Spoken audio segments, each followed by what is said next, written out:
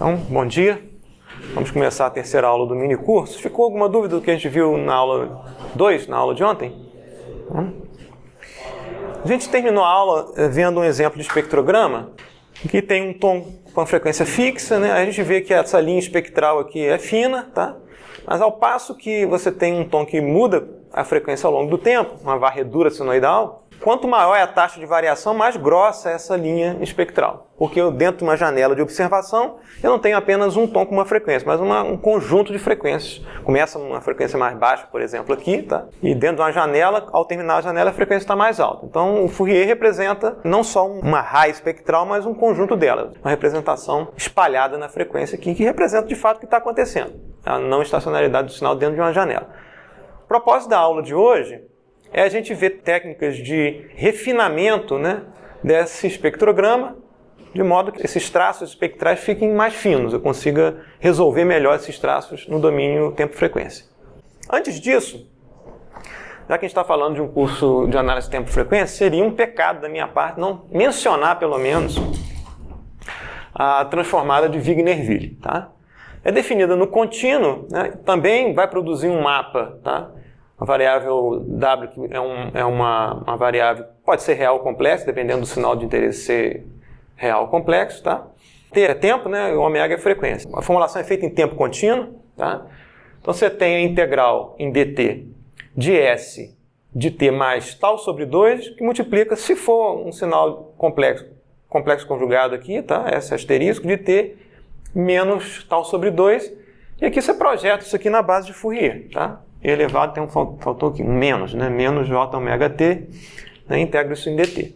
Então, o que você está fazendo aqui é tomar o sinal S, tá? Desloca meio tal para um lado, meio tal para o outro, multiplica aqui o sinal pelo complexo conjugado. Esse produto pode ser visto como uma autocorrelação instantânea, né? Por um lag aqui de duração tal.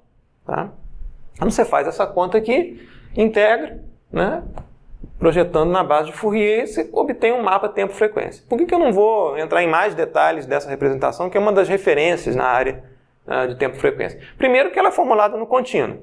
E a gente quer um viés mais computacional. Tá? E segundo, que ela funciona bem quando você tem uma componente. No caso aqui, né, se a gente tivesse uma situação dessa forma, né, você tem uma componente aqui, mas você pode pensar que é uma componente variante no tempo. Essa representação funciona bem. Mas se você tiver duas componentes ao mesmo tempo somadas, você tem um fenômeno de interferência, né? Por exemplo, se você tiver plano tempo-frequência, né? Tempo está aqui e a frequência daqui. Né? Então, se você tiver uma componente, muito bem. Tá? Se você tiver uma outra componente aqui, né? Você representa aqui esses traços espectrais numa boa, né? Mas começa a ter uma série de componentes interferentes aqui, tá? Principalmente entre elas, né? Que poluem a visualização das componentes que você de fato quer observar. Então você tem modificações de anelamentos, etc. Né?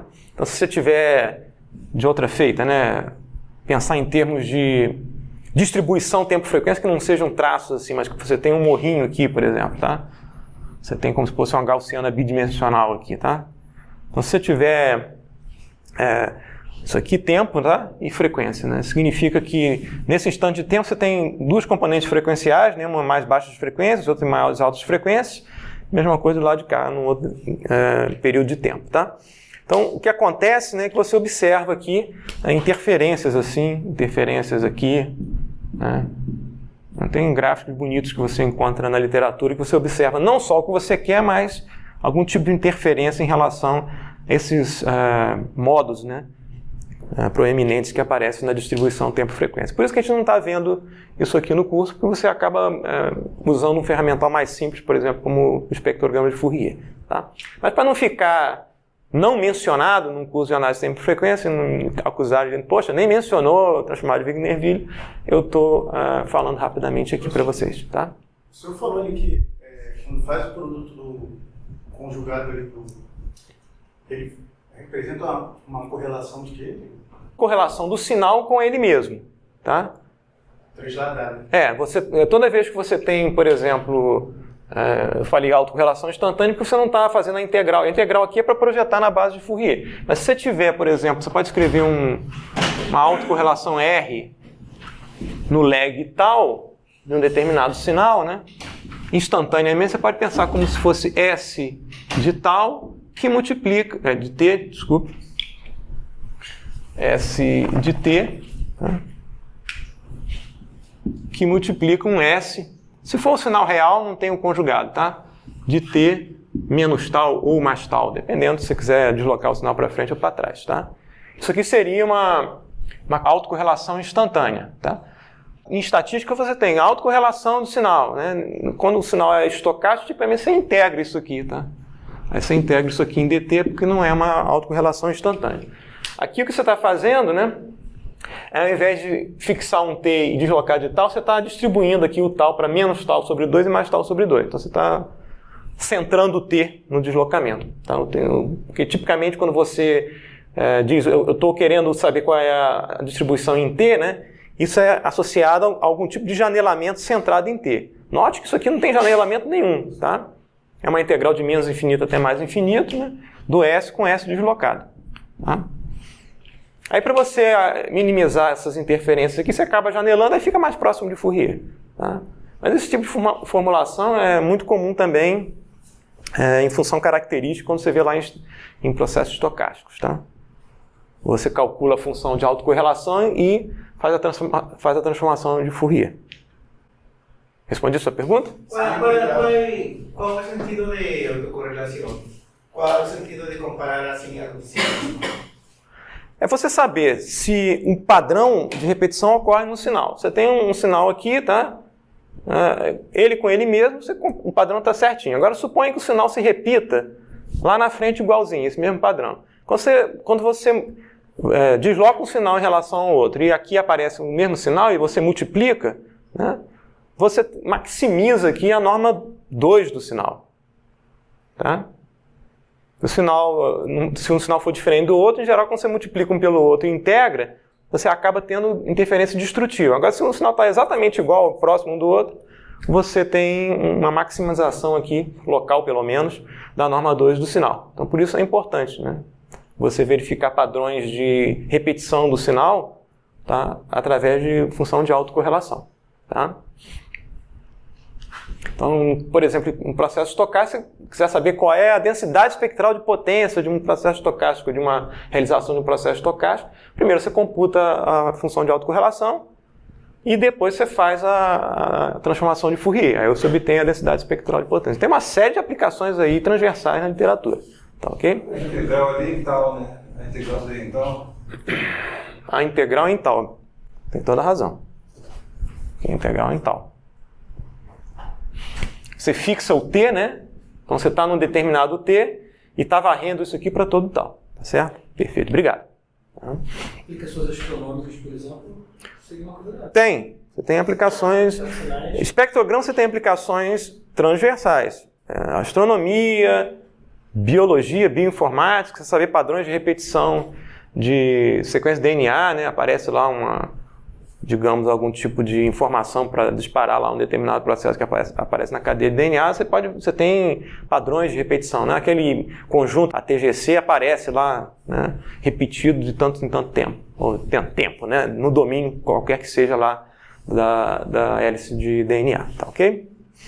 Bem, a aula de hoje, então, a gente vai tentar mostrar técnicas de refinamento do espectrograma. São duas técnicas que a gente vai ver. Uma que é a reatribuição no tempo e na frequência e a outra que vai ser a transformada Fan-Chirp. Tá? Antes disso ainda, a gente pode refinar o espectrograma usando técnicas mais simples. Tá? Essas técnicas são um pouco mais complicadas do ponto de vista matemático. Suponha que você tem aqui o espectro dentro de uma janela, tá? E você observe aqui a magnitude, tá? Então, suponha que você tem um sinal x, aqui é a magnitude de x, isso aqui em ômega, tá? E você calcule a dtft, tá? Da sequência x de n, tá? Aí você obtém lá, por exemplo, um pico espectral lá na determinada frequência que centrada aqui em determinado ômega zero, tá ok? Você vai amostrar esse cara, né, uma determinada grade, suponha que a grade não seja tão fina na frequência, você toma uma amostra aqui, né, uma outra amostra aqui, e talvez uma outra amostra aqui, tá? Fora de escala. Mas para a gente tentar entender qual é a ideia, tá? Suponha que essas escalas, esse espaçamento aqui esteja igualmente distribuído aqui no sinal, tá? Então você detectou uma situação que você tem um valor de magnitude mais alto do que os dois laterais aqui. Isso define um máximo local do sinal discretizado, do espectro discretizado, magnitude, tá ok? Então você identifica esse cara aqui, tá? É o máximo local na grade em que você tem disponível, tá? A DTFT, que é um sinal contínuo, em geral você não observa esse cara, você só tem disponível a DFT, tá? Aí o que você faz para refinar? Você sabe que subjacentemente a frequência central aqui é diferente daquela que você observou após a amostragem. Aí o que você faz é tentar interpolar nesses 3 pontos aqui uma parábola. Tá? Então você interpola uma parábola, aí a fórmula é simples, lá da matemática do 2º grau. Você tem 3 pontos, interpola uma parábola, né? Aí você vai ter uma parábola interpolada aqui, tá, ok? E calcula aqui o par ordenado que corresponde ao máximo da parábola. Tá? E esse par ordenado aqui vai ter um ômega 0 estrela aqui, né? E um módulo aqui associado a esse ponto do vértice da parábola, do máximo da parábola. Então você refina, né? Você transforma esse ponto observado aqui, que não é ômega 0, para uma aproximação melhor do valor real da função subjacente no contínuo, tá? Então, esse tipo de técnica é chamada de interpolação quadrática da FFT. Então, é Q em geral, I, né, Quadratic Interpolation, FFT, né? FFT. E tem uma técnica que, além de fazer isso aqui, eleva essa magnitude a uma determinada potência P, por exemplo. Tá? Isso é experimental, dependendo da janela que você está utilizando e do tamanho da DFT. Você consegue escolher um P aqui real, tá? Tal que a forma desse lóbulo principal aqui, dependendo da janela, se aproxime melhor de uma parábola. Tá? Então você consegue refinar através de técnicas bastante simples de interpolação sobre os pontos da magnitude da DFT. Tá? Isso, para quem quiser mais detalhes, tem um vídeo na página do LPS no YouTube, tá? Que está aqui, né? XQ e FFT, que é a estimativa da magnitude de frequência de um tom puro usando esse tipo de técnica. Aí tem os detalhes todos da matemática envolvida nisso aí. Apesar de ser simples, é muito utilizado. Tá? Se você quiser saber rastrear as frequências de uma forma mais fina, é simples, é rápido, porque uma vez que você detectou os picos aqui, fazer essa conta é super simples, tá? Estimar que um polinômio de 2º grau, né, uma parábola nesses 3 pontos é super tranquilo de fazer, então é rápido, tá? Parece que é super simples, não é utilizado, mas muitas vezes ferramentas simples têm ainda espaço na aplicação prática. Bem, mas voltando aqui à reatribuição do tempo na frequência, qual é a ideia? A ideia é a seguinte, ou pelo menos qual é o problema, né, que motiva esse tipo de ferramental. Você está fazendo um janelamento no tempo, né, e análise de Fourier dentro de uma janela. Não há garantia nenhuma de que o sinal dentro de uma janela é estacionário. Por mais que você possa escolher, né, de acordo com a aplicação, um tamanho de janela que você assume que o sinal é estacionário, mas não tem garantia nenhuma. Você pode ter uma situação em que, mesmo com a escolha de janela que você fez, dentro de uma janela de observação, o sinal está mudando ali dentro. Tá? Então, como é que a gente, de alguma forma, melhora a representação espectral e temporal quando a componente é não estacionária dentro da janela? Para ficar mais claro, né, vamos fazer um caso aqui hipotético para a gente entender melhor qual é o problema envolvido aqui. Tá? Então, suponha que você tem uma janela de observação grande, tá? Uma janela M, tá? Aí tem aqui, em relação a M, você tem a amostra 0 e a amostra L-1 aqui da janela, tá ok? Vou plotar tudo em tempo contínuo para não ficar complicado a gente plotar isso em tempo discreto, tá? Computo Fourier dentro do que acontece nessa janela de observação. Quando eu entrego essa informação para montar o espectrograma, eu estou assumindo, né, que aquele espectro vale para o centro da janela, tá ok? por um instante relativo aqui, L sobre 2. Tá? Agora, o que acontece, né? Se dentro dessa janela, o sinal que ocorrer só aqui no início, ele é interrompido, né? E o resto todo da janela ele é igual a zero. Isso aqui vai produzir lá uma componente de Fourier no espectro. Ocorreu uma frequência aqui nesse intervalo de tempo. Então você vai entregar, né, um espectro, uma coluna da matriz do espectrograma e dizer que essa coluna se refere a esse instante de tempo, e nesse instante de tempo não tem nada ocorrendo no sinal. Porque você tem uma não estacionalidade dentro de um bloco. Tá ok? Então a ideia da retribuição no tempo, né, é você de alguma forma ajustar a localização da janela de forma que ela fique centrada aonde de fato ocorreu a maior energia do sinal. Tem energia aqui, não tem energia aqui. Então você quer que de fato, né, um tempo reajustado ao invés de ser no centro da janela, seja no centro onde a energia do sinal é maior. Tá? Isso do ponto de vista do ajuste temporal.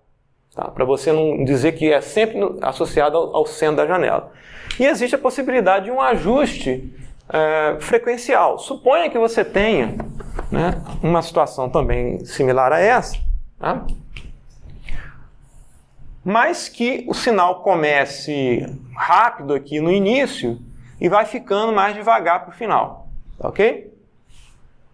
Uma oscilação rápida aqui, né, de mais baixa amplitude, a amplitude vai crescendo em direção ao meio da janela e o sinal vai ficando mais lento, oscilando de forma mais lenta. Então você tem várias frequências dentro desse período aqui que nem cobre o período todo da janela.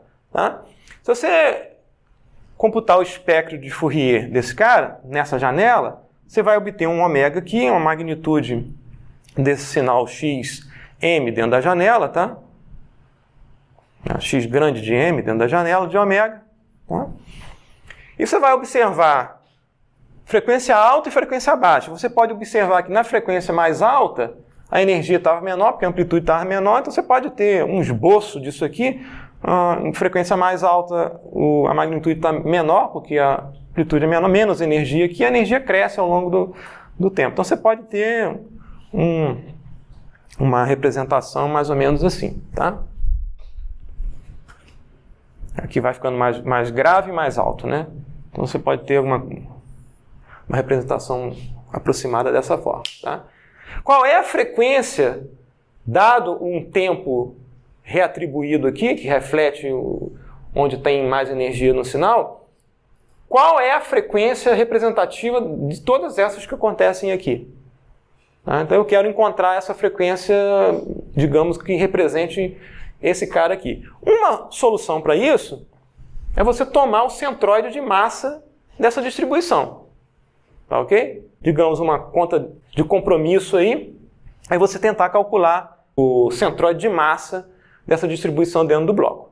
Tá? Então você reajusta tanto o tempo, né, em termos de centrar a janela onde tem mais energia, e a frequência de acordo com o centroide de massa da distribuição observada dentro da janela. É essa a ideia subjacente conceitual por trás da reatribuição tempo-frequência. Tá?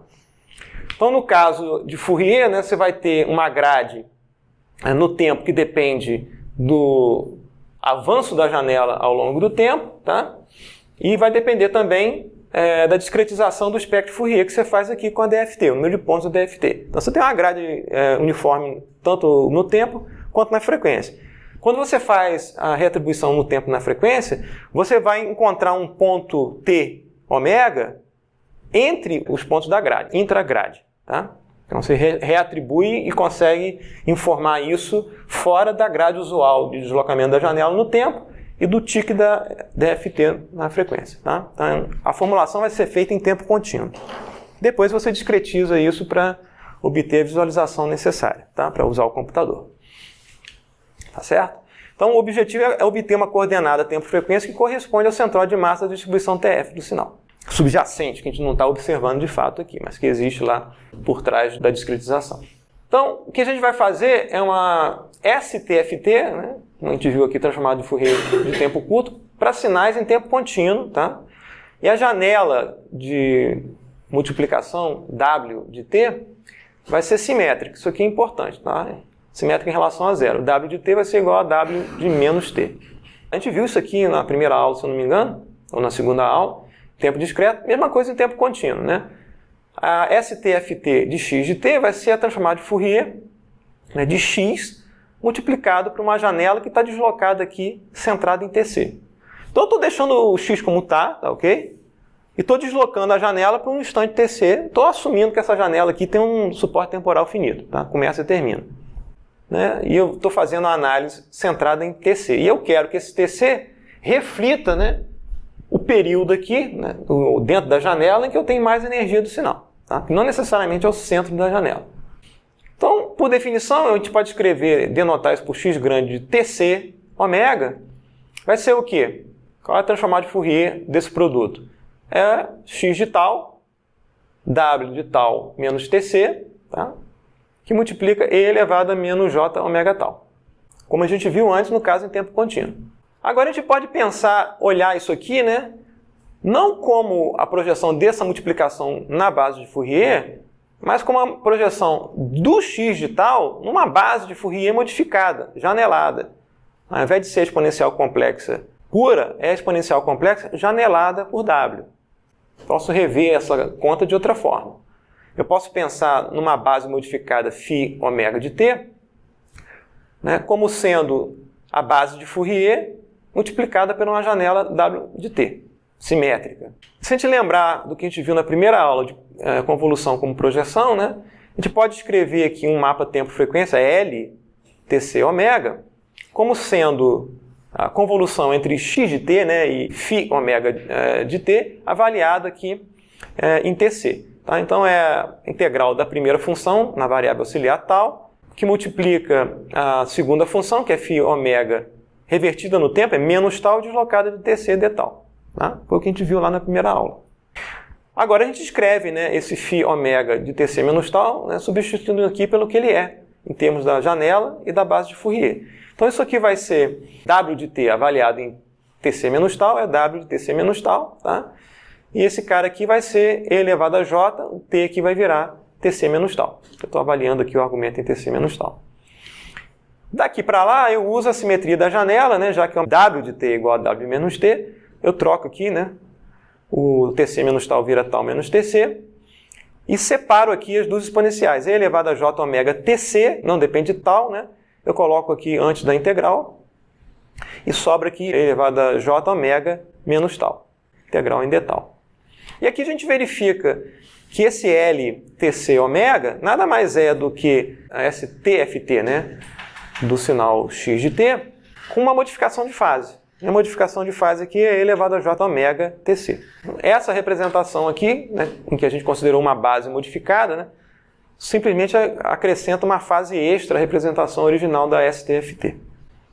Se a gente agora escrever as duas funções, né, os dois mapas de tempo de frequência, como módulo e fase, né, isso aqui é o L aqui é um valor real, tá, para cada ponto aqui no domínio, a gente pode escrever isso como magnitude de L, que multiplica a fase de L, que a gente escreve aqui E elevado a J, FL, para indicar a fase da função L, TC ômega. E a gente verificou no slide anterior que isso aqui é igual a E elevado a J ômega TC, que multiplica, né, também um mapa complexo X TC ômega. Tá? Que a gente pode escrever, né, também na forma polar como E elevado a J ômega TC, que é essa fase aqui, e escrevo o X na forma polar, que é a magnitude de X, mas E elevado a J fase de X. Se a gente igualar as magnitudes, né, a gente tem as relações na fase. Né? A fase da função L vai ser a fase da função X, somada aqui, né, com uma componente ômega TC, que é compatível com o que a gente viu aqui, né? Essa expressão que a gente viu aqui. Entre L e X só tem uma modificação na fase. Se a gente quiser reconstruir o sinal em tempo contínuo x de t a partir do L, a gente vai fazer a transformada inversa. Né?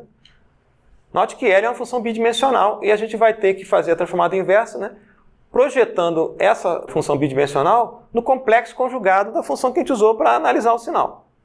A fórmula de análise. Né? A gente viu aqui, a gente fez a projeção de x em φ ômega, tá? E agora a gente vai fazer a projeção de L em φ complexo conjugado de ômega. Mesma coisa que aconteceu com Fourier. Era E elevado a menos j ômega t, no caso da equação de análise, na equação de síntese a gente projetava o espectro, né, em E elevado a J ômega t, que é o complexo conjugado. Tá? Esse cara aqui, se a gente fizer as contas, esse complexo conjugado, né, é a mesma coisa de você fazer a função original trocando aqui o tc menos tal por tal menos tc. É só fazer as contas. Tá? Lembrar que a janela é simétrica em relação à origem. W de t igual a W de menos t. Então isso aqui vai ser igual, escrevendo esse cara aqui, a W de tal menos tc, tá? Dada a definição dessa função φ de ômega, e elevado a menos j ômega, que multiplica tal menos tc. A integral dupla aqui, né, em d tal d ômega, porque essa função aqui é bidimensional com domínio tal ômega. Tá? A gente escreve esse cara agora na forma polar, né, magnitude de L e elevado a j fase de L. A janela aqui, como é simétrica, a gente pode inverter, né, colocar de forma simétrica aqui o argumento, ao invés de ser tal menos tc, a gente coloca tc menos tal. Né, e tem essa fase aqui, que é E elevado a j ômega tc menos tal, integral em d tal d ômega. Tá? E agora a gente agrupa aqui esse cara com a janela, tá? E junta as fases todas num argumento único aqui. Então vai ser magnitude de L, que multiplica essa janela, tipicamente uma janela suave no tempo, tá? E elevado a J, e a fase agora vai ser a fase de L mais a fase ômega tc, né? Mais um outro componente de fase, menos ômega tal aqui.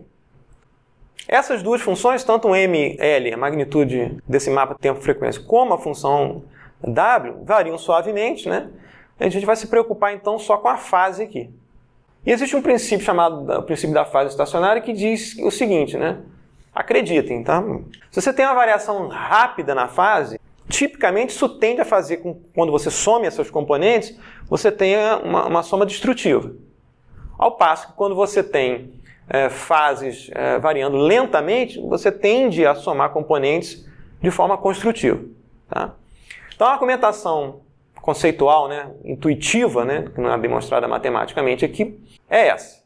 Então o que a gente vai querer fazer é o seguinte, tentar forçar a situação em que a fase é a mais lenta possível, de modo que a gente reconstrua o sinal x de t usando a fase no período em que ela está estacionária. Tá? E as componentes serão somados de forma construtiva. Então o melhor posicionamento da janela, que é o centro aqui, TC, que maximiza a reconstrução de x, é dado quando a fase aqui for estacionária em ômega.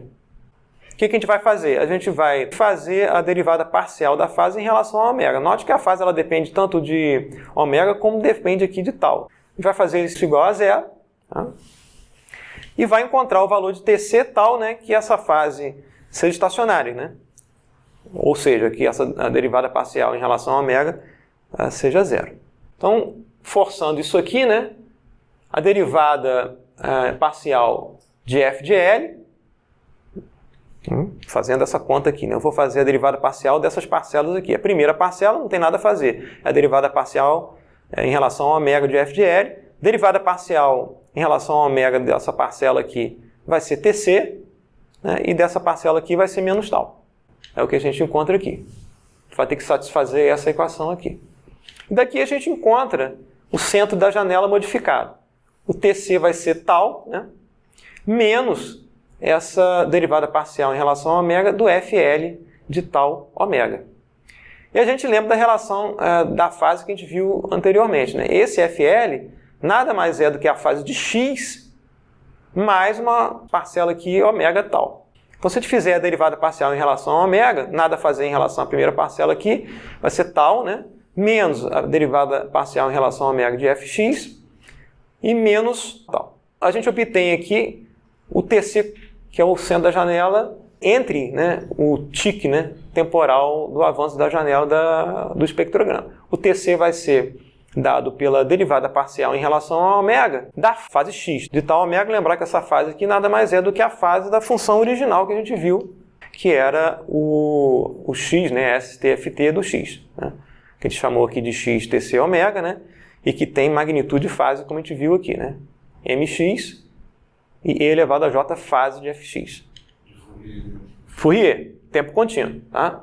Professor, o que eu faço com tempo contínuo no computador? Discretiza. Tá? Você vai fazer uma aproximação dessa derivada em relação a ômega usando métodos de discretização. tá? Que a gente vê lá em métodos numéricos, por exemplo. Aproxima a derivada em tempo contínuo por um limite. Tá? Então isso aqui resolve a questão do centro reatribuído, tá? No tempo. Falta agora resolver a questão da frequência, né? De computar o centroide da distribuição do espectro, né? Da magnitude do espectro dentro de uma janela. Ou seja, a gente quer uma frequência ótima, ωc. Esse subíndice C, só para indicar que é o centroide, tá? Que maximize a reconstrução do x de TC. Suponha que eu já encontrei o tempo reatribuído, tá? Já que eu sei onde é a janela centrada na parte mais energética do sinal, agora qual é a frequência aqui do centroide? Vou fazer agora, pelo princípio da fase estacionária, com que a fase seja estacionária em tal. Aí eu vou fazer a derivada parcial em relação a tal da fase, né, que a gente encontrou, do FL de tal ômega, mais o ômega CTC, menos o ômega C tal. Isso vem daqui, né? O princípio da fase estacionária, e a fase que a gente encontrou foi essa aqui, né? Ok? Só estou substituindo aqui o ômega por ômega TC, que é o que a gente quer encontrar, o centroide, tá? E faço a derivada parcial em relação a tal. E substituo aqui a fase de L pela relação dela com a fase de x. A fase de L é a fase de x mais uma parcela aqui, ômega tal. Então a derivada parcial em relação a tal de fx, né? Não tem nada a fazer. A derivada parcial em relação a tal de fx. Derivada parcial em relação a tal dessa parcela aqui vai ser ômega. Derivada parcial em relação a tal dessa parcela aqui é zero, tá? Porque ela não depende de tal. E dessa aqui vai ser menos ômega C. Tá? E daqui a gente isola o ômega C e obtém que a frequência do centroide é a frequência do centro da janela, mais um fator de correção que é a derivada parcial em relação ao tal, né, da fase de x. Então a gente obtém aqui as fórmulas para o tempo, o centroide do tempo, né, e o centroide da distribuição na frequência. Né? Como eu falei, a gente vai aproximar essas derivadas por aproximações clássicas da literatura. Né? Derivada de f de x em relação a tal, a gente aproxima como 1 sobre um delta grande de tal aqui, da função avaliada no tempo aqui em tal, menos um delta tal sobre 2, né? Menos a mesma função avaliada aqui, um tal mais delta tal sobre 2. Então eu estou fazendo uma derivada centrada em relação ao tal. Vou fazer o tal tão pequeno quanto eu queira para aproximar bem a derivada. Se eu fizer o limite quando o delta tal vai para zero, eu tenho a derivada no contínuo. Mas eu posso deixar o delta tal não nulo aqui, tá? Uma escolha conveniente é escolher 2 vezes o delta tal, né? Como o tempo e a amostra do avanço das janelas da STFT. Né? Eu tenho uma janela aqui, né? Computo o espectro, avanço a janela um determinado período de tempo, computo o espectro. Esse avanço aqui eu posso atribuir aqui a 2 ΔT. Né? Mesma coisa para o caso da frequência. Eu vou aproximar essa derivada parcial numericamente aqui, escolhendo um intervalo pequeno, delta ômega, e fazendo a conta aqui, mantenho o tal do jeito que está, e o ômega eu faço centrado aqui em mais ou menos delta ômega dividido por 2. Tá? Aproximo a derivada dessa forma. Daí eu consigo obter os fatores de correção desejados, a menos de um erro de aproximação aqui pela aproximação das derivadas parciais. Dúvidas sobre esse desenvolvimento matemático? Então vamos ver exemplos e ver algumas observações a partir dos exemplos que a gente vai ver aqui. Tem um sinal que é a soma de 2 senoides, tá? Uma de 10 e outra de 20 Hz, e o sinal foi mostrado a 70 Hz. Logo, eu consigo representar até 35 Hz, não tem problema nenhum, satisfazendo o critério de Nyquist. E os parâmetros da análise da DFT, já que a gente está trabalhando com o computador, né? Estou usando a FFT de tamanho de 256 pontos em janela de Hanning. Vou fazer reatribuição de frequências positivas. Aqui eu não estou fazendo tempo, estou fazendo só a reatribuição de frequência. No intervalo entre 0 e 35 Hz, que é o intervalo representável dada a amostragem de 70 Hz que a gente fez aqui. Só para a gente ver que as frequências reatribuídas, elas aparecem intra a grade da DFT. Tá ok? Então, tipicamente, esse tipo de abordagem, reatribuição em frequência, só é útil quando você tem uma grade de amostragem na frequência pobre, resolução baixa, senão não vale a pena. Então a gente tem aqui as duas componentes frequenciais, né, uma em 10 Hz e outra em 20 Hz. Quando eu fiz aqui 256 pontos entre 0 e 35 Hz, eu não consegui representar finamente aqui, né, o pico espectral em 10 Hz nem em 20 Hz. Em azul aqui é a discretização da DFT. Quando eu faço a reamostragem, né, eu mapeio esses 256 pontos aqui nesses pontos em vermelho. Tá? Note que você pode ter frequências negativas aqui se a gente pensar que essa parte aqui de 35 a 70 é igualzinha à parte de 0 a menos 35.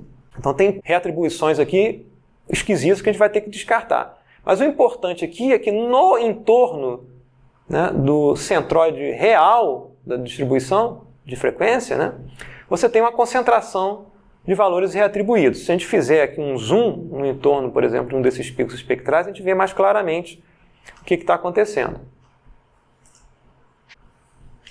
O pico real da TFT contínua é aqui, em 10 Hz, sinal que a gente gerou artificialmente, então a gente sabe que é aqui.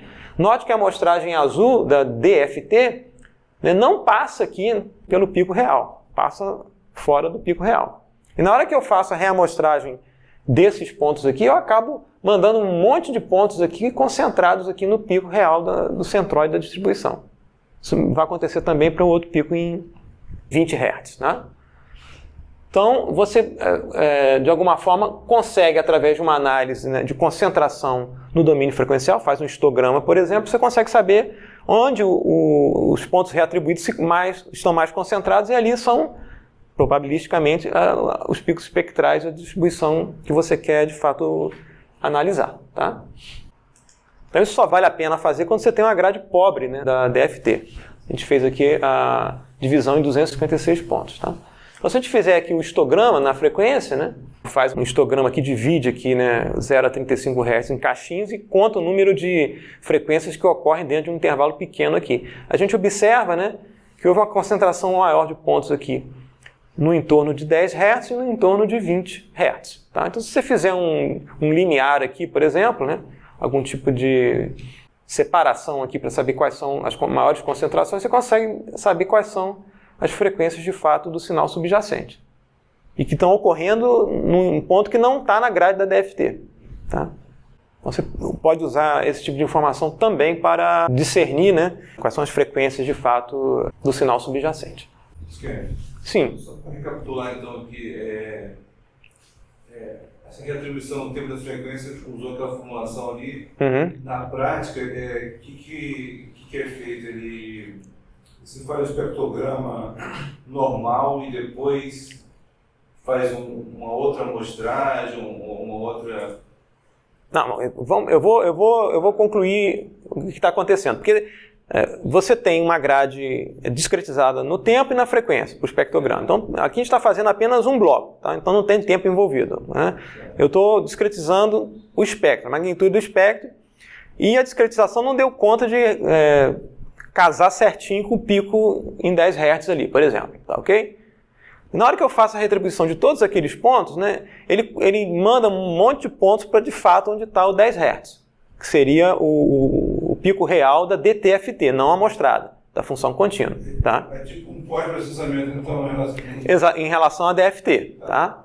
Você pode pensar assim, esse ponto da frequência pode ocorrer em qualquer valor real. Tá? Não é necessariamente múltiplo inteiro de 2π dividido por n. Tá, ok? Que é a grade da DFT. Tá certo? Então você pode encontrar lá um valor intragrade, né? Você tem 2 pontos da DFT para K igual a um determinado valor e K mais 1. Né? Então você tem duas frequências. Uma aqui vai ser 2πk dividido pelo n, tá? E a outra frequência aqui separada, né, por 2π dividido por n. A outra vai ser 2π, né, K mais 1 dividido por n. Você pode encontrar um ωc no meio desses dois caras aqui, ou em qualquer ponto entre esses dois caras aqui, né, fora dessa grade. Pode ser um valor real qualquer entre esses dois pontos aqui. Tá? É claro que para você usar essa informação, né, você vai ter que, de alguma forma, requantizar esse cara aqui. Mas você pode requantizar numa grade bem mais fina. Tá? A gente vai ver que para você visualizar isso depois, você vai ter que, de alguma forma, representar isso por um número finito de bits. As frequências podem ser negativas, como eu falei, a gente viu lá no gráfico que aparecem frequências acima de 35 Hz, tá? E a gente pode usar heurísticas para selecionar as frequências de interesse. Uma heurística possível, né, é você fazer medida de concentração na frequência, como a gente fez lá o histograma. Tá ok? Aí eu sei mais ou menos que aquelas regiões em que as frequências estão concentradas são aquelas tipicamente associadas, né, à concentração ao centroide de massa da distribuição. Tá? A gente viu aqui o caso só da frequência, o tempo aqui a gente não considerou. Então no nosso espectrograma que a gente viu na última aula, né, no final da última aula, a parte que tem uma varredura senoidal, várias, né, com taxas de variação diferentes, né, a gente viu aqui que dependendo da taxa de variação, aqui é uma taxa mais lenta, aqui é uma taxa mais rápida, quanto mais rápida é a taxa de variação, mais espalhado aqui é o espectro. Tá? Então o espectrograma convencional, com as varreduras senoidais que a gente viu, se a gente olhar o resultado do espectrograma reatribuído, né, a gente observa aqui, após um certo pós-processamento que eu vou comentar, que a gente consegue tornar essas linhas aqui mais finas. Ok? O que eu fiz para gerar isso aqui? Joguei fora frequências abaixo de uma determinada magnitude, só selecionei frequências altamente concentradas. Tipicamente isso que eu faço. Então não é exatamente a versão bruta do espectrograma reatribuído. Tá? Então, se eu voltar aqui a esse gráfico, né, eu posso, uma vez que eu encontrei, né, esses dois pontos aqui, 10 e 20, através daquela concentração, né, eu posso passar um linear aqui, numa determinada magnitude, e jogar todo mundo para baixo fora. Tá? Então eu faço um pós-processamento para visualizar aquele espectrograma. No mais, a frequência intermediária aqui não pode ser um valor real qualquer, eu não consigo representar isso no computador. Eu vou quantizar esse cara aqui. Se for π, por exemplo, vai ser 3,1415, qualquer coisa assim. Eu vou ter que truncar a representação decimal desse cara. No mais, eu vou jogar fora, né, pontos, ou que estão muito fora dos pontos originais. Pode ser que esse ponto aqui seja mapeado aqui. Então, se a distância entre o ponto original e o ponto reatribuído for muito longe uma da outra, eu jogo fora esse ponto. É não confiável. Tá? Então, tem uma série de pós-processamentos que a gente pode fazer, né, para obter um espectrograma reatribuído, né, ou espectro reatribuído mais limpo. Isso gera esse espectrograma reatribuído, em que a gente vê mais claramente aqui a trilha espectral sem o espalhamento. Então, se você conseguir resolver no domínio da DTFT duas frequências próximas entre si, se você fizer o espectrograma original, talvez você não consiga ver essas duas linhas separadas, fazendo a reatribuição, se por acaso, né, o janelamento que a gente usar foi tal que a gente consiga separar, né, resolver dois picos espectrais. Se no domínio da DTFT essas duas frequências forem integradas num pico único, porque elas estão muito próximas devido ao janelamento, nada a ser feito. A retribuição na frequência vai simplesmente entregar aqui para a gente o centroide original, tá ok? Suponho que eu tenha mostrado isso aqui na DFT, né? Os pontos estão aqui, né? Não passaram pelo pico real, eu não consigo fazer nada. Já se eu conseguir escolher um tamanho de janela que eu consigo resolver esses dois caras aqui, né? Eu consigo na reatribuição mandar vários pontos aqui para esses dois pontos do máximo da DTFT. Tá? Então lembrar que quem manda no que é possível você detectar ou não é a representação da DTFT, do espectro contínuo. Tá? Professor, sim. Essa varredura, você está jogando fora, a frequência ocorre muito raramente no tempo também, não é? Como assim? Nesse passo falou, tem um pré-processamento que você faz. Frequências muito raras que ocorrem, você também está descartando? Você pode descartar se você tiver interesse em fazer isso. Pode ser que a aplicação com a qual você esteja trabalhando seja tal que você tenha uma faixa de interesse de frequências, tá? E apareça lá uma anomalia qualquer que você possa querer jogar fora. Aí é uma questão da aplicação, tá? Mas tipicamente esse tipo de tag é usada para sinais ressonantes, quer dizer, sinais que têm picos espectrais proeminentes variando em frequência ao longo do tempo. Tá? Aqui a gente usou um exemplo da varredura, né, que é mais simples de mostrar, mas você pode ter, por exemplo, ao invés de uma varredura linear, né, ao longo do tempo, né, aqui você pode ter, por exemplo, modulações, né, a frequência está oscilando assim, ao longo do tempo, tá ok? Então, dependendo do tamanho da janela que você usa, você pode borrar, né, isso aqui fica borrado, né, você não consegue observar claramente nessa variação senoidal ao longo do tempo, e a retribuição na frequência consegue mostrar mais claramente esse comportamento. Tá? Então, os pós-processamentos típicos para você visualizar o espectrograma de reatribuição são esses aqui. selecionar só os pontos aqui com alta concentração, via uma análise de histograma, né? Você pode descartar os pares com valores muito diferentes dos pares originais, os pares reatribuídos aqui com os pares na grade original. E para visualizar, eu preciso requantizar esses pares, né? Esses caras são números reais. Para mostrar numa imagem computacionalmente, eu preciso requantizar esses caras aqui. Uma grade que eu vou escolher como mais fina do plano TF. E tem toolbox disponíveis na literatura em que você pode, tanto no MATLAB, né, como em outros sites de universidade, que você baixa e tem lá um pacote computacional para você obter o espectrograma. Dúvidas? É o espectrograma reatribuído. Tá?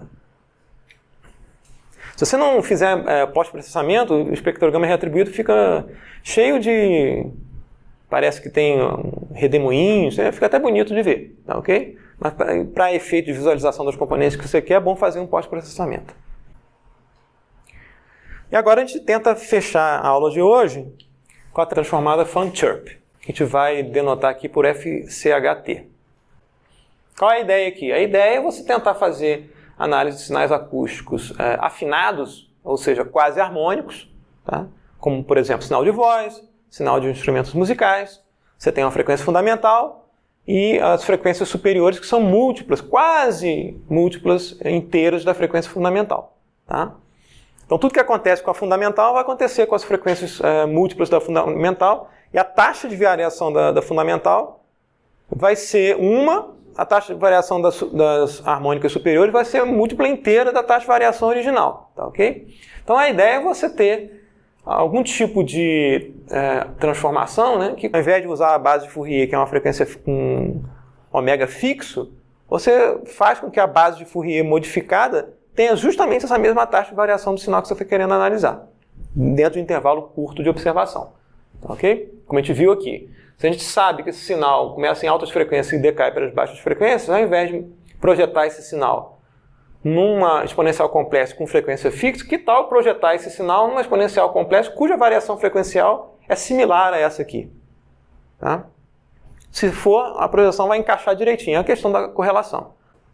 Então, a gente está pensando aqui num escopo que envolve sinais harmônicos ou quase harmônicos. Tá? Por exemplo...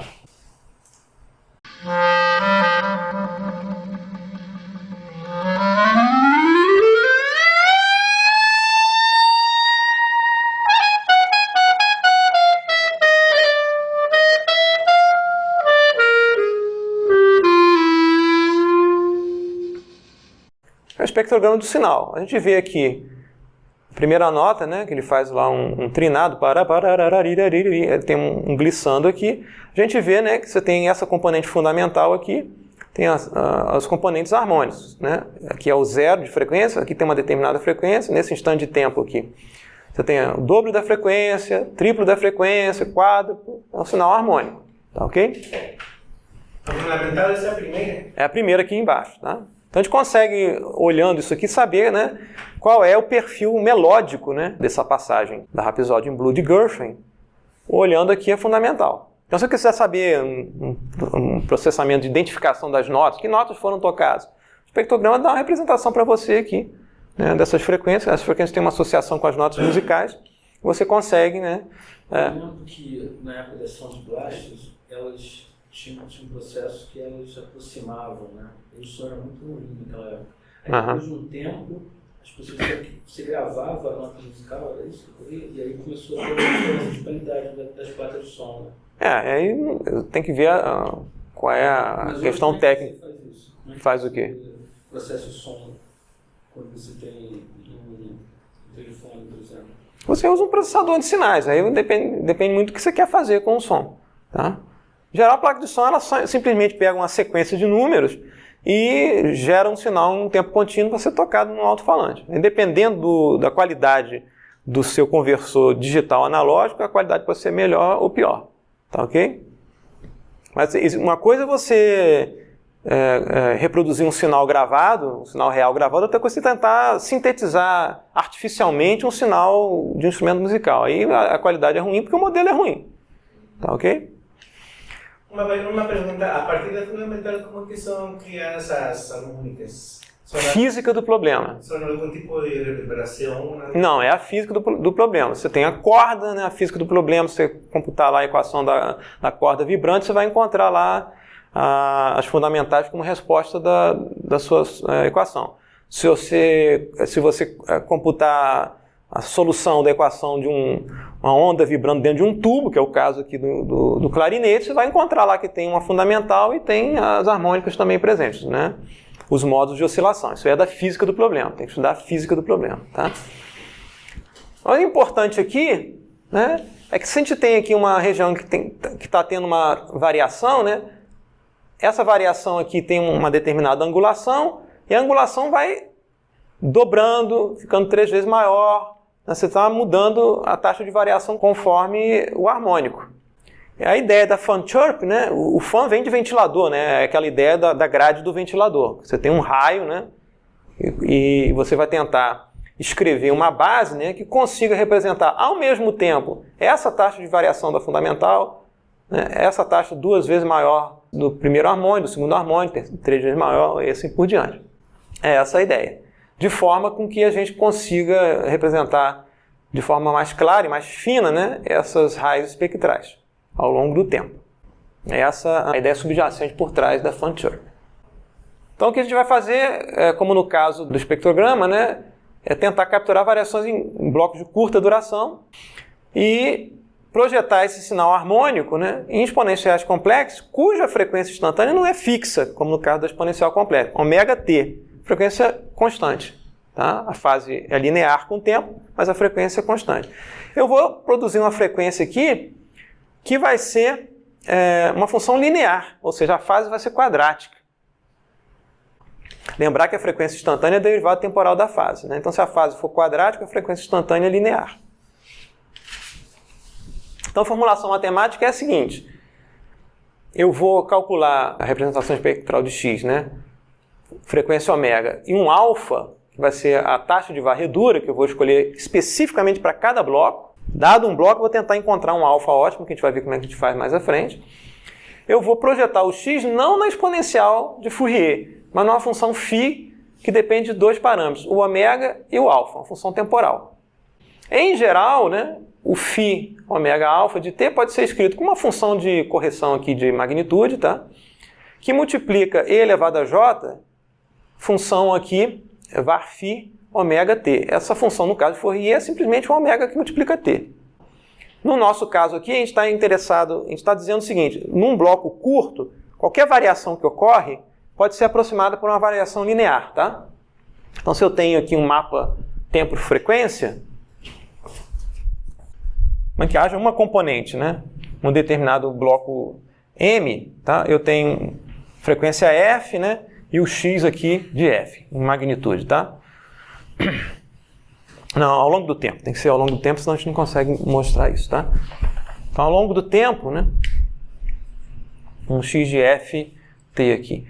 Então, se eu tenho uma determinada variação aqui, dentro de um período curto aqui, eu posso dizer que essa variação é aproximadamente linear. Uma determinada taxa aqui de variação, tá ok? Então, para cada pedacinho de tempo aqui, é como se eu estivesse calculando aqui o slope, né? A inclinação centrada nesse ponto. Essa é a ideia. O alfa vai refletir essa inclinação, como a gente vai ver na formulação, né? Então, essa fase var φ ômega de t, a gente vai escolher como uma fase quadrática.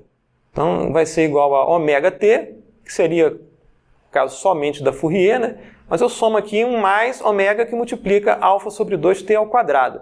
De forma que, se eu derivar essa expressão em relação a t, eu encontro, né, uma frequência instantânea linear, que é a aproximação que eu estou fazendo aqui, dessa taxa de variação, dessa inclinação aqui. Lembrar que a gente está falando da frequência ao longo do tempo, tá? E aqui o var φ é a fase. Esse c de t aqui é simplesmente um fator de correção da magnitude, tá? Que é 1 sobre o ômega, né? Da derivada parcial em relação a t da função original aqui, tá? Dessa função aqui. Se a gente fizer as contas, né? Essa conta aqui, a gente vai encontrar que a representação tempo-frequência vai ser o x de t, o c vai virar a raiz quadrada de 1 mais alfa t, em módulo, tá? e elevado a menos o var-φ, que é essa expressão que a gente colocou aqui. Sem esquecer aqui esse fator de correção, a gente está fazendo a projeção de x em uma exponencial cuja a frequência instantânea é linear com o tempo. Tá ok? E isso vai casar direitinho com essa variação aproximada como linear aqui nesse período de tempo curtinho que a gente escolheu aqui para fazer a análise do sinal. E uma vez escolhida essa taxa de variação, isso vai valer proporcionalmente, né, a todos os outros harmônicos superiores aqui. Então você vai ter um ponto aqui focal, né? Não sei se tem essa taxa de variação aqui, tem outros raias harmônicas aqui, né? O ponto que esse cara cruza aqui, o zero nessa representação, passa a ter como se fosse uma grade de ventilador aqui. Tá? Certo? Esse cara aqui é um ponto focal que é menos 1 sobre alfa. A gente vai ver mais à frente. Tá? Daí o nome da transformada Fan-Chirp, que parece uma grade de ventilador. Tá? Lembrar aqui que a frequência instantânea que é derivada da fase é uma função linear. Se a gente isolar aqui o ômega, né, colocar em evidência, né, você tem ômega que multiplica 1 mais alfa-t. Então é uma função linear que depende do alfa. Né? Se a gente deixar o ômega aqui presente, você tem centrado em ômega, você tem uma taxa de variação aqui, alfa, que multiplica ômega. Aí o ponto focal, né, se a gente quiser que a frequência seja não negativa, né, isso vai ocorrer para valores de t maiores, né, do que 1 sobre alfa. Ou seja, se a gente fizer essa expressão aqui igual a zero, né, a gente encontra um ponto focal igual a menos 1 sobre alfa. Quer dizer, a frequência negativa, que não faz sentido físico para a gente aqui, passa a existir quando o tempo é menor do que menos 1 sobre alfa. Então a gente vai particularizar o tempo, t, né, para valores maiores do que menos 1 sobre alfa, que é chamado de ponto focal. E se a gente particularizar para essa faixa de t maior do que menos 1 sobre alfa, essa expressão é simplificada. Primeiro que esse raiz quadrada desse módulo aqui vai ser sempre positivo. Então a gente pode simplificar isso aqui e jogar fora a raiz quadrada e o módulo. Então fica mais simples a expressão. E a reconstrução do sinal é dada projetando, né, a representação tempo-frequência pela base conjugada. Isso, se a gente olhar o slide anterior, né, era menos aqui, né, menos j, é sempre o mesmo padrão. Né? Na hora da reconstrução é o mais j. Eu projeto na base complexo conjugada. E mais especificamente, se eu restringir a faixa de tempo para t maior do que menos alfa sobre 2, que é o ponto focal, esse cara vai ser sempre positivo, né? Eu simplifico, né, esse fator de correção por 1 mais alfa-t. E eu posso escrever a representação tempo-frequência como a integral não de menos infinito até mais infinito, mas de menos alfa sobre 2 até infinito, eu estou restringindo essa faixa aqui, do x de t, que multiplica agora um d' de t, que é derivada de d em relação ao tempo, e dt é essa função aqui, que é nada mais do que o var-φ dividido por ômega. T mais, né, alfa sobre 2 que multiplica t ao quadrado. A gente definiu aqui, né, a função var-φ ômega t, né, como ômega t mais ômega que multiplica alfa sobre 2t ao quadrado. Eu dividi essa expressão por ômega, tá? E chamei de d. Então isso aqui pode ser escrito dessa forma, como x de t que multiplica a derivada em relação ao tempo de d de t e elevada a ômega, tá aqui colocado em evidência, que multiplica d de t. Não mudei nada, só reescrevi aqui batizando essas funções com outro nome, tá? Agora, se eu fizer uma mudança de variável e chamar tal de d de t, note que eu estou fazendo um mapeamento, né? Multiplicando o tempo original e mapeando ele para um operador t. Estou fazendo uma distorção no tempo. Daí é o nome d, tá? Para lembrar que isso é uma distorção temporal. Então, se eu chamar tal de d de t, isso implica que d tal dt vai ser o d' de t. Esse cara aqui. Pela própria definição devido ao mapeamento. Então, esse cara aqui vai virar simplesmente d tal dividido por dt. D inverso, estou assumindo que d tem inverso, e tem, né? Porque é uma função polinomial. Eu obtenho t novamente. Então, d inverso de tal é igual a t. Então, esse t aqui do x de t passa a ser d inverso de tal. Esse cara aqui, pela mudança de variável, é o próprio d tal dt. Esse cara aqui vai ser o e elevado a j ômega. Dt eu chamei de tal. Então, ômega tal.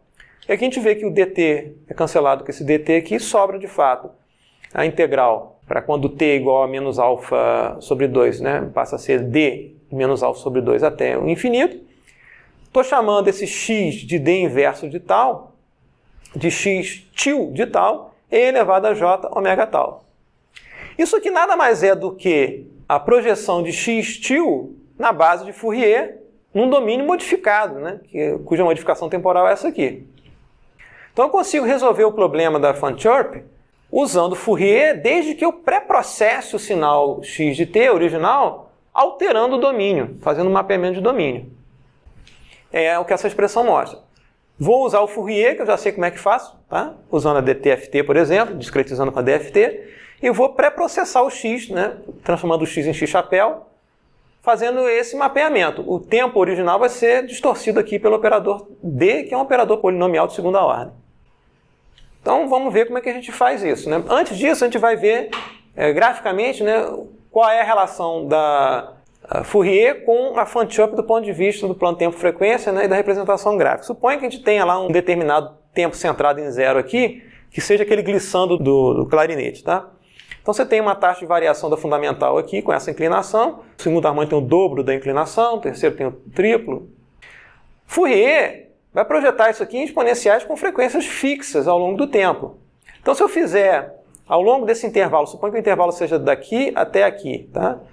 E se eu fizer uma marginalização, integrar no tempo, né, essa distribuição aqui localizada, eu vou ter um morrinho aqui no espectro de Fourier com essa largura. Agora, quando eu tenho aqui uma variação mais rápida, no mesmo intervalo de tempo, eu estou varrendo uma região maior na frequência. Então a largura vai ser mais espalhada nesse mesmo bloco, para um harmônico superior. É claro que eu mostrei aqui os casos isoladamente. Na hora que eu faço a integral, né, que é a transformada envolve a integral, eu somo cada uma dessas contribuições aqui, eu obtenho uma representação com maior resolução aqui em baixas frequências com resolução pobre em altas frequências. Tá? O objetivo da Van Church é corrigir isso. Por quê? Porque ao invés de projetar em bases que estão com frequência fixa, eu mudo para uma situação em que a base tem uma frequência que tem uma variação linear. Então, de fato, eu estou projetando esse cara não centrado na horizontal aqui, mas centrado nessa linha inclinada aqui, que tem um ponto focal. Eu vou olhar nesse intervalo de tempo, né, eu estou projetando em cima dessa região aqui e os morrinhos ficam mais ou menos todos com a mesma largura. Tá? Porque a base de Fourier não é fixa na horizontal, mas ela tem uma inclinação e a inclinação muda de acordo com o aumento da frequência. Porque é uma função linear da própria frequência. Lembra que o alfa aqui define lá a taxa de variação linear. Então eu estou projetando isso em cima de exponenciais que têm essa taxa de variação que coincidem, né? Se eu escolher o alfa casando justamente com essa inclinação básica aqui, né, eu consigo reduzir aqui o espalhamento frequencial dessas distribuições localizadas aqui. Isso para um intervalo pequeno de tempo. O que acontece quando eu faço uma distorção prévia do sinal, né, mudo a base t para d-1 de t, eu distorço o sinal no tempo de modo que o sinal que tinha um comportamento cuja frequência variava linearmente no tempo, ele passa a variar constantemente no tempo, pela distorção no domínio t que eu fiz aqui. Como o sinal passa a variar com frequência fixa, né, aí a Fourier funciona bem, né, porque eu estou projetando essa distribuição, né, centrado numa frequência fixa aqui, numa outra frequência fixa aqui e assim por diante. Então é um movimento relativo. Ou eu altero a base, ou altero a base do sinal. Pode ser uma coisa, pode ser outra. Do ponto de vista prático, é mais fácil você alterar a base do sinal e aplicar o Fourier convencional. Tá? E a gente vai ver como é que faz isso. Então o escopo de aplicação da Van Church é para sinais harmônicos, uma fonte proeminente. Se você tiver mais de uma fonte, você pode ter inclinações diferentes aqui. Você não tem como servir dois propósitos ao mesmo tempo. Você vai ter que escolher uma fonte proeminente, casa para essa fonte. Você pode depois tentar subtrair essa fonte e tratar a fonte que sobrou, tá ok? Mas em geral você vai ter apenas uma fonte proeminente. A ideia é segmentar o sinal em blocos de curta duração, mesma coisa da CTFT, né? E vou considerar que as componentes harmônicas variam linearmente na frequência. Vou estimar o melhor valor de alfa para cada bloco, tá? O índice do bloco é M e o subíndice O aqui para indicar que é um alfa ótimo. A gente vai ver como é que faz isso. Vou aplicar a CTFT da seguinte forma. Primeiro eu faço o mapeamento temporal do domínio, ao invés de t eu vou fazer d inverso de t, mover de t para tal, calculo a transformada CTFT e vou discretizar de alguma forma aqui para montar o espectrograma, como a gente viu, por exemplo, usando a DFT, magnitude, tá? Como é que a gente calcula o alfa ótimo, né? A gente faz o seguinte, para um bloco M, a gente vai criar um mapa, entre aspas aqui, denso da magnitude em dependência de alfa. Tá? Não tem tempo envolvido aqui não, tem um bloco fixo, vou computar o espectro variando o alvo, ou seja, vou variar a inclinação da minha base. Tá? Para uma faixa de alfas que, é claro, denso, porque na prática você não consegue variar para qualquer valor. Você escolhe uma grade fina o suficiente e vai dentro dessa faixa aqui. Se você tiver uma estimativa confiável da frequência fundamental, ao invés de varrer para toda a frequência ômega, você varre só para as frequências múltiplas inteiras de ômega zero, ou no entorno delas, para simplificar as contas. Mas, se você quiser varrer para todo mundo aqui numa faixa fina, densa também de ômega, tudo bem. E uma vez você fazendo esse mapa denso do espectro em função de alfa, você pode chamar isso de f de alfa, você integra, ou seja, você marginaliza em relação a ômega. E o valor máximo dessa função aqui, em relação a alfa, vai ser o alfa ótimo. Então, por exemplo, você tem um bloco de sinal aqui, escolhe um alfa aqui, por exemplo, menos meio, computa a magnitude do espectro, tá? Registra aqui. Vai variando o alfa igual a zero, alfa até alfa meio. Você escolheu uma faixa aqui representativa de alfa. Tipicamente associada à inclinação esperada aqui do seu sinal. Você tem uma noção, esse sinal não varia mais do que tem uma taxa máxima ou mínima de variação aqui, que pode ser função do problema com que você está tratando. A dinâmica do problema é tal que eu não espero variações maiores com determinado valor, nem para cima nem para baixo, tá ok? Então você pode escolher a faixa de acordo com o problema que você está tratando. Então, para cada alfa você computa o espectro, depois você fixa um alfa aqui e soma essas magnitudes. Aí você vai ter o f de alfa e o pico aqui vai dar o alfa ótimo. Note que visualmente a gente vê que quando o alfa é ótimo, né, esses picos espectrais estão mais separados, que foi o que a gente queria de fato que acontecesse, né? Encontrar a situação do mapeamento alfa tal que eu consiga transformar aquelas variações que estão se movendo de forma inclinada, que todas fiquem certinhas na horizontal. Esse é o propósito de encontrar o alfa ótimo. E para cada bloco eu vou ter que fazer isso. Note que isso aqui é uma conta complicada, né? Exaustiva, uma busca exaustiva que você tem que fazer, dependendo da densidade dessa grade aqui, você pode gastar um tempão para fazer essa conta. Mas aqui está um exemplo de um artigo de Verruaga e Capese de 2007 para um sinal de voz, tá? Usando esse procedimento, para cada bloquinho aqui tem um alfa diferente, um alfa ótimo diferente, tá? Aí eu faço a distorção temporal, aplico Fourier e obtenho um espectro, né? Que a gente verifica, principalmente em altas frequências aqui, né? Que a gente consegue ver muito mais claramente, né? As raízes espectrais separadas umas das outras, sem o espalhamento frequencial. Então você vê aqui, principalmente, né? Em altas frequências você vê mais claramente, né? O que está borrado e aqui fica bem mais claro. Tá? Uma fonte só. Uma pessoa falando sozinha, não tem mais nada ocorrendo junto com essa fonte. Então eu consigo saber para cada instante de tempo qual é a inclinação ótima, calculando o alfa ótimo. Aqui tem um exemplo para ilustrar a questão de duas fontes, né? É do artigo do Rocamora de 2011. Ele fez aqui um exemplo para ilustrar que, de fato, o escopo de aplicação é para uma fonte. Se tiver duas fontes, uma com uma inclinação, no caso aqui, inclinação nenhuma, né? Essa fonte aqui, puramente harmônica, mas com inclinação zero, né? Uma outra com uma determinada inclinação, se eu aplicar o Fourier convencional, essa que não tem inclinação nenhuma, inclinação zero, fica fininha, né? E as outras começam a ficar cada vez mais espalhadas ao passo que a variação aumenta. Se eu fizer a Fanchup afinada para essa variação linear aqui, o que acontece? Ok, eu obtenho uma representação com as raias finas aqui para Fanchup, né? Mas eu começo a borrar aqui as variações nulas, as variações com alfa igual a zero. Tá, okay? Então não consigo trabalhar duas fontes com variações diferentes ao mesmo tempo. O que eu posso fazer na prática, né? Se essa fonte aqui, com essa variação linear, for a mais proeminente, você faz a afinação do alfa para essa fonte, obtém esse cara aqui, ressintetiza esse cara e subtrai da fonte original. Então você tem um processo chamado análise por síntese, né? Escolhe a fonte principal mais proeminente, sintetiza artificialmente com o resultado da análise da fonte mais proeminente, subtrai a fonte proeminente. Quando você subtrai a fonte proeminente, sobra a outra fonte segundo mais proeminente. Faz a análise, subtrai e vai analisando por partes. É análise por síntese, né? Desde que a análise seja acurada o suficiente para você remover, né, sem muito problema, a fonte mais proeminente e resultar a fonte subjacente sem muita distorção. Como é que a gente faz isso para sinais discretos? O desenvolvimento foi todo feito no tempo contínuo, né? Eu tenho sequência, né? Eu vou ter que fazer uma distorção da sequência x de n que eu observo para a sequência num domínio modificado aqui x-til de n, uma outra sequência. Esse x-til nada mais é do que a amostragem do x no tempo contínuo, cujo domínio é d-1 de t. O domínio foi distorcido. Como é que a gente faz isso? Eu vou tomar o x de n, a sequência original, e vou interpolar as amostras de x de n com uma função contínua. Por exemplo, uma spline. Vou passar um polinômio ali pelas amostras de x, de modo que eu tenha a informação, né, aproximada do que aconteceu com o sinal subjacente em qualquer instante de tempo nos reais. Eu vou produzir o xi interpolado aqui de t, passando uma função interpoladora pelas amostras de x. Então as amostras de x estão em azul, e em cinza claro aqui é o sinal interpolado.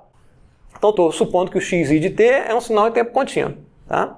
O que eu vou fazer agora? Eu vou calcular o mapeamento, eu tenho a função d, que é uma função polinomial de segunda ordem, tenho o d inverso, calculo o d inverso, e vou fazer um mapeamento, né, para instantes novos de amostragem, que podem ser quaisquer instantes naquele intervalo entre 0, né, e 100 ts. Eu acho que esse sinal aqui, dado uma taxa de amostragem, né, ts, ele tem 100 amostras, tá? Então 100 vezes ts é a duração em segundos desse sinal. Então, dentro desse intervalo aqui, eu vou reamostrar, vou calcular o mapeamento e reamostrar em pontos que podem ser intermediários à grade original aqui, porque eu interpolei o sinal no contínuo. E note o seguinte, isso aqui é importante, o número de amostras do sinal original x de n pode ser diferente do sinal x-til de n, porque o mapeamento de t para tal é não linear, tem uma função quadrática envolvida ali. É o que essa função está mostrando para um determinado valor de alfa igual a 0,05, o d inverso tem essa cara, não é uma função linear, tá? E a gente observa o seguinte, para eu amostrar toda a duração do sinal, que é de 0 até o 100 ts, eu acabo precisando de mais do que aquelas 100 amostras, eu preciso aqui de 350 amostras, dada a distorção não linear do domínio. Então eu vou amostrar de forma regular aqui, o n novo aqui vai ser numa faixa maior aqui do que a faixa original de 0 a 100, e de forma regular aqui eu passo a ter uma amostragem não uniforme aqui no domínio contínuo. A gente observa aqui que o período de amostragem aqui começa a ficar cada vez mais curto ao passo que o tempo passa. Então é o que a gente vai fazer. Obtido esse mapeamento aqui, que é fácil de obter, né, eu verifico o número de amostras que é necessário para eu mapear todo o período do sinal aqui de 100 ts. Tá? Que acaba podendo ser maior ou menor do que o número de amostras do sinal original. É o que eu faço aqui. Eu reamostro o sinal contínuo xi de t nessa nova grade agora, tá?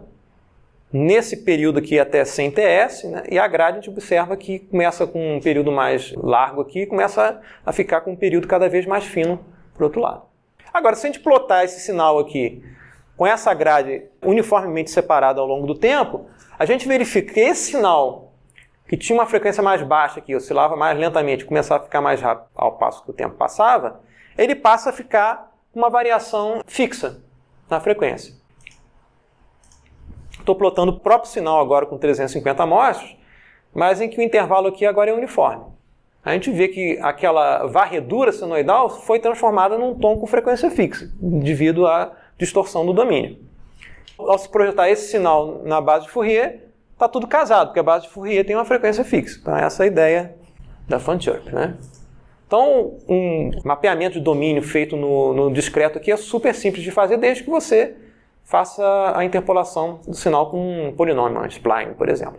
Tem uma questão de normalização da amplitude, que eu não vou entrar em detalhe aqui, e depois você calcula dft de tamanho n dessa sequência modificada x-til de n. E depois você monta o espectrograma como a gente viu antes, no caso do Fourier normal. E só para fechar a aula, vamos ver umas aplicações em áudio, né, do espectrograma, seja na forma original, seja na forma pós-processada aí por Fan-Church ou por aquele processo de interpolação DFT, etc. Tá? Então, como eu falei na aula anterior, na primeira aula, digamos, representação fundamental para uma série de aplicações. Visualização pura e simples, tá? Do que está acontecendo ao longo do tempo, em termos espectrais. Pode ter aplicações em separações de fontes, né? Que eu posso ter várias fontes, eu consigo olhar, por exemplo, tem uma fonte que varia com essa forma aqui, tem uma outra fonte que varia de forma linear. Né? Eu posso tentar separar um padrão de outro, tá ok? separo, eu verifico que esse cara aqui tem um padrão de comportamento, se tem outro, eu posso tentar separar esses padrões de comportamento em 2 espectrogramas diferentes e ressintetizar o sinal com fontes separadas, tá? Posso fazer isso para análise forense, tá? Tem uma série de situações que você tem a variação da energia elétrica de 60 Hz, que não é exatamente 60 Hz. Então você tem, por exemplo, pequenas variações de 60 Hz no entorno de 60 Hz, que tem bancos de dados que registram isso, e você pode verificar, né, por exemplo, casar lá um determinado evento com aquele perfil de variação que ocorreu na rede elétrica durante aquele período de tempo. Para saber, aquele evento ocorreu naquele dia, naquele horário, então você pode fazer análise forense para isso. Tem aplicações em compressão de sinais, no sentido de você obter uma representação compacta do sinal. Questões de modificação de um sinal em termos de afinação e andamentos. Hoje em dia você abre um vídeo no YouTube, tem lá, toca o vídeo com 1,5 de velocidade. Ele toca aquilo com 1,5 de velocidade sem mudar o timbre da voz, etc. Isso é um processamento que, em geral, não envolve espectrograma, mas que envolve modificações de afinação e andamento. Existem, por exemplo, aplicativos que corrigem desafinação de um cantor, tá ok? Você pode fazer isso mexendo no espectrograma e ressintetizando o sinal. E tem aplicações também em inteligência artificial, né?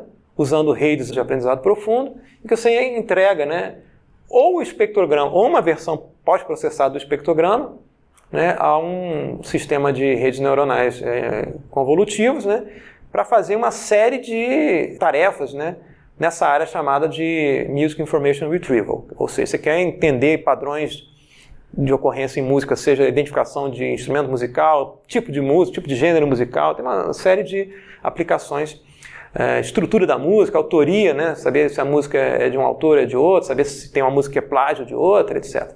Tem uma série de aplicações nessa área de MIR, né? Também para acompanhamento automático, né? Você tem uma melodia, o sistema cria o acompanhamento harmônico compatível com a melodia, etc. Então tem uma série de identificação de ritmos, padrões de ritmo, uma série de aplicações que podem existir. Um exemplo é rastreamento de parciais sobre o espectrograma para música, sinal de música. Isso aqui é um trabalho de 2018, mas esse tipo de aplicação ainda está bastante em vigência, tá? Aqui você tem um espectrograma como informação subjacente e o objetivo do artigo foi identificar os picos espectrais ao longo do tempo e entre um bloco e o outro você verificar que pico espectral desse bloco corresponde à mesma fonte do outro bloco. Você tem, de alguma forma, ter um problema de casar um pico espectral com o próximo bloco e criar uma trilha espectral, tá ok? Então tinha um problema de otimização associado a você encontrar aqui, por exemplo, uma trilha que é compatível com essa mesma fonte, digamos assim. E depois, só com as trilhas, ou seja, você tem a representação esparsa do sinal, que você pode simplesmente, trilha a trilha aqui, dizer, não só o sinal não está variando no intervalo TS, mas está variando no intervalo que é o salto da janela, que é muito maior do que TS, tem uma esparsidade no tempo, mas na frequência também, né, você tem um número finito, né, de trilhas aqui, você não tem toda a grade completa, é só onde de fato ocorrem as trilhas. Aqui o espectrograma está mostrado de 0 a 5.000 Hz, que é tipicamente onde tem mais energia em sinais de música. Tá?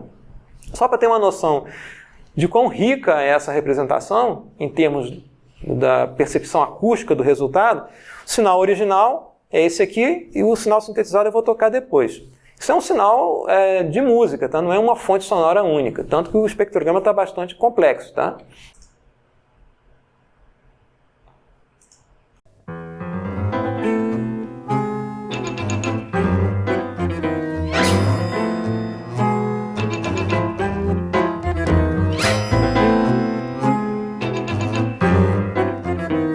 Ok? O sinal original e o sinal reconstruído a partir da representação do espectrograma com essas trilhas identificadas num outro processo. Tá?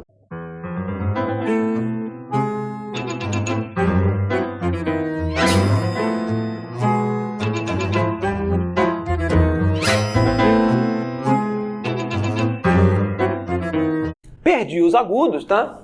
Porque é difícil você representar os agudos por componentes harmônicas, tá? Quando você tem um prato, por exemplo, isso não é harmônico. Tá? É um sinal que as frequências não estão proporcionais umas às outras.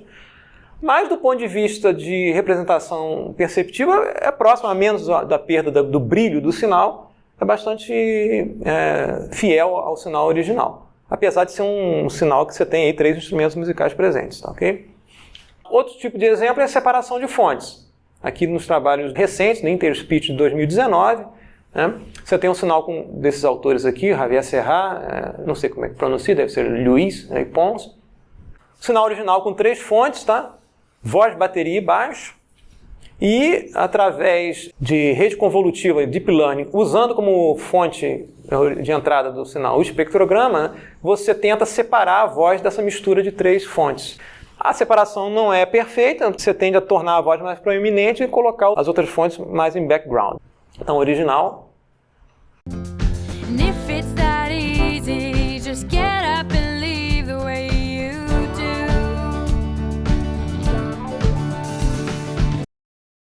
A separação via espectrograma.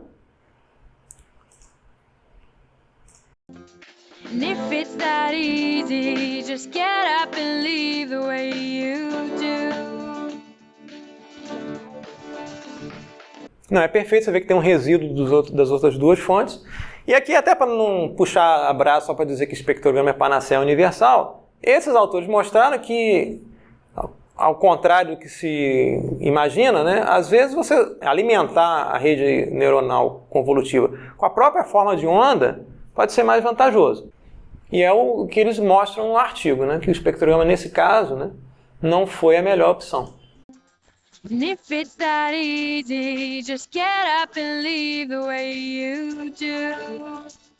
vê que ainda tem um resíduo, mas o resíduo é menos perceptível. Então, tem aplicações ainda, né, tanto que eles compararam a metodologia ano passado, né, com o que usa o espectrograma mais Deep Learning, né, mais a rede convolutiva usando espectrograma. Usando uma Deep Learning também? Deep Learning é essa metodologia aqui, tá? Aí você tem lá estruturas diferentes, né, topologias diferentes para a rede que você está utilizando. Mas o fator de comparação aqui é que o espectrograma, no caso desse problema, né, não se demonstrou como a melhor opção como fonte de entrada do sinal, ao invés de você colocar o sinal bruto, manda as amostras do sinal. Tá? Aí depende da aplicação, você tem que experimentar e ver. Tá? No caso ali, o espectrograma foi a imagem. Você alimentou a rede neuronal com o espectrograma, com uma imagem. No outro caso, você alimentou com o sinal 1D, sinal no tempo, forma de onda do sinal. Tá, ok? Então, nesse caso, o resultado foi melhor. Isso é para dizer que, às vezes, expectativas que a gente tem tradicionais, usa o espectrograma, né? Ou o espectrograma modificado, você acaba polarizando toda uma linha de pesquisa numa direção e, às vezes, esquece de... Será que mandar o sinal bruto não funciona melhor? Então, às vezes, é importante ter a mente aberta em relação a explorar algo que não seja o mais usual, tá, ok? Esse evento Interspeech, ele é basicamente sobre o que, assim? Isso é um evento que envolve tipicamente processamento de voz. Então, compressão de voz é um evento, é um congresso, né, tradicionalíssimo na área de quem trabalha com processamento de voz. Os proceedings ficam disponíveis? Ficam disponíveis na internet, tá? Isso aqui... É uma boa coisa para a gente ter uma noção do que está acontecendo na área. Sim, é um dos congressos principais na área de processamento de voz para todas, quer dizer, uma gama ampla de aplicações, seja compressão de voz ou seja para uma série de outras aplicações. Por exemplo, para gente que trabalha com voz, o cara que trabalha, por exemplo, lá num call center, por exemplo, que fica lá tentando lidar com um cliente mal-humorado, né? Mas tem uma penca de outros colegas do lado ali falando, e às vezes essas pessoas, tempo longo trabalhando com a voz o tempo todo, você pode desenvolver, por exemplo, nódulos vocais, defeitos no sistema fonador, e existem mecanismos de você gravar a voz da pessoa e identificar, olha, você está tendo lá um problema associado ao uso intensivo da voz, tá? Então, o Interspeech é banda larga em termos de uma série de aplicações em voz. Aplicações de MIR, Music Information Retrieval, é Interspeech? Não. O MIR, o que é mais... o congresso mais badalado do MIR é o SMIR. Tá? Acho que é assim, tá?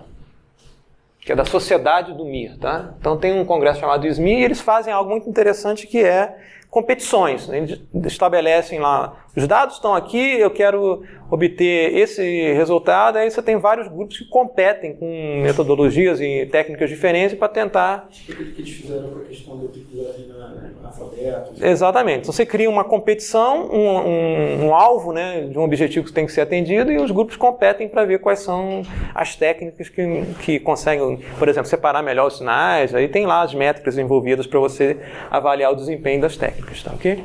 Essas áreas hoje são bem hot. Não hoje, quer dizer, elas ficaram mais quentes por causa do ressurgimento aí de redes neuronais e deep learning, mas elas vêm caminhando aí a coisa de 40, 30 anos, tá ok? Talvez muito incrementalmente houve um salto maior aí com deep learning nos últimos anos, tá ok? É isso, pessoal. Obrigado. A gente continua amanhã, então.